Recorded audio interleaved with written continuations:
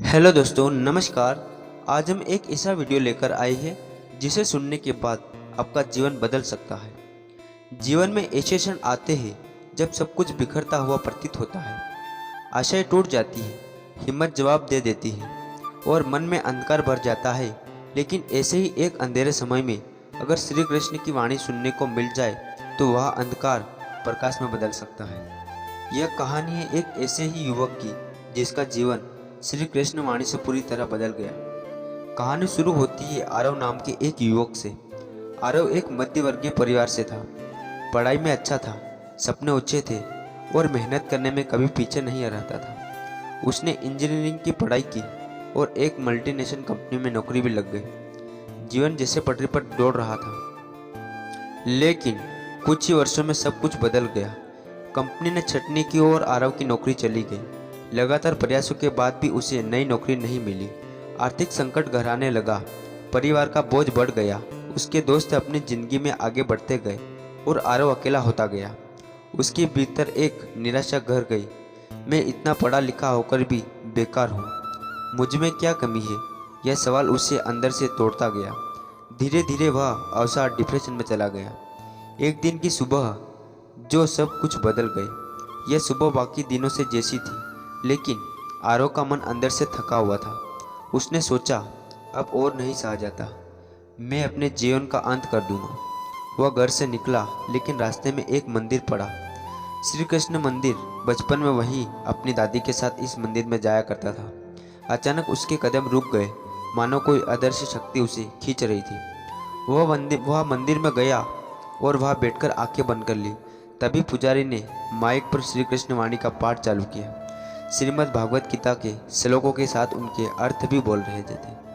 पहली वाणी, कर्मदे वास्तु कारस्ते माँ फलेषु कदाचन। तुम्हारा अधिकार केवल कर्म करने में है, फल पर नहीं। इस वाक्य ने आरव को झकझोर कर दिया। उसने सोचा, मैं तो सिर्फ परिणाम के पीछे भाग रहा था। नौकरी चाहिए, पैसा चाहिए, सफलता चाहिए, पर मैंने अपने कर्म पर ध्यान देना छोड़ दिया। उसके मन में हल्का उजाला हुआ। दूसरी वाणी, न जायते मृत्यते वा कदाचि। आत्मा न कभी जन्म लेती है, न मरती है, यह शाश्वत है। आरव के मन में जो आत्महत्या का विचार था, वह इस वाणी से ध्वस्त हो गया। उसे महसूस हुआ कि जीवन केवल शरीर तक सीमित नहीं है, आत्मा अमर है। इस शरीर के समाप्त होने से जीवन समाप्त नहीं होता, पर अगर उसने अपने कर्म अधूरे छोड़ दिए तो शायद यह आत्मा पछताएगी। तीसरी वाणी, योग कर्मसु कौशलम। योग का अर्थ है कर्म में कुशलता।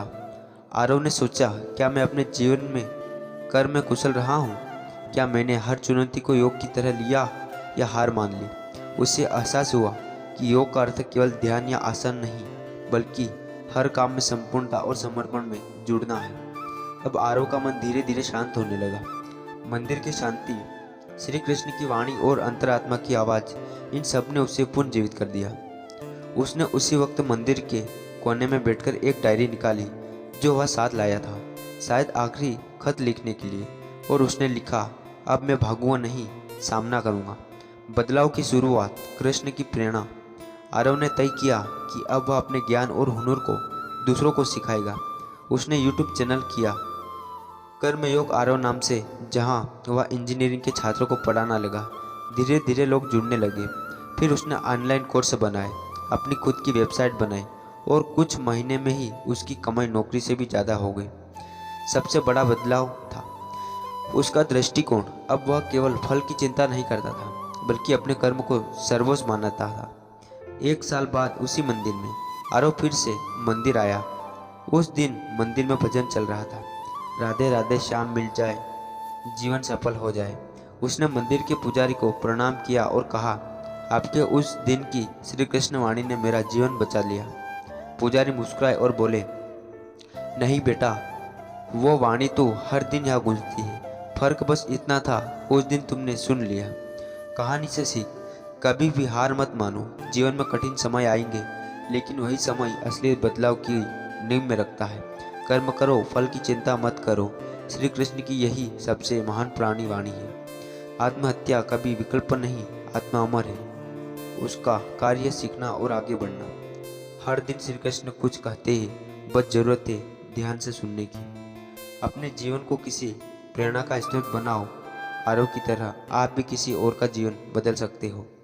श्री कृष्ण की वाणी केवल धार्मिक ग्रंथों में नहीं, बल्कि हमारे जीवन की हर परिस्थिति में मार्गदर्शन करती है। अगर एक बार हम उसे दिल से सुन ले तो कोई भी अंधकार हमारा रास्ता नहीं रोक सकता। तो दोस्तों, आज की कहानी बस यही समाप्त करते हैं। आपको कैसी लगी कमेंट करके ज़रूर बताना, और ऐसे ही कहानी सुनने के लिए हमारे चैनल को सब्सक्राइब जरूर कर लेना।